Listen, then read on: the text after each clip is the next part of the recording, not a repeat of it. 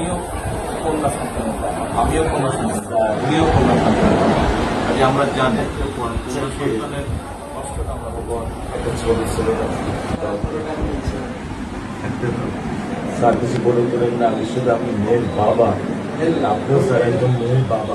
শুধু একটা আমি দৃশ্য আপনাকে স্যার দেখাবো, আর কিছু দেখাবো না স্যার, আমি দেখবো না স্যার, স্যার আমি দেখবো না স্যার, এটা নিয়ে আমি সারা জীবন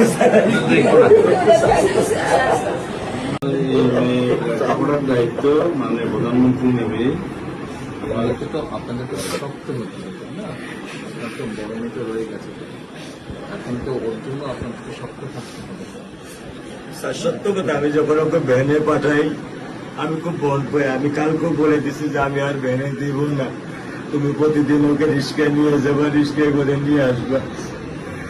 আমি ক্লান্ত স্যার, 10 বছর বয়স থেকে স্যার অবহেলা পেতে পেতে পেতে পেতে স্যার আমি আর নিতে পারতেছি না স্যার।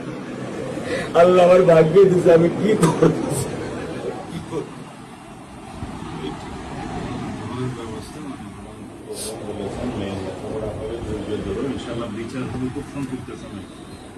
এটা কি বেশি বলতে পারবো না, কারণ আদালতের বিষয় তো। আমরা চার্জশিট দেবো ইনশাআল্লাহ এই 24 ঘন্টার মধ্যে।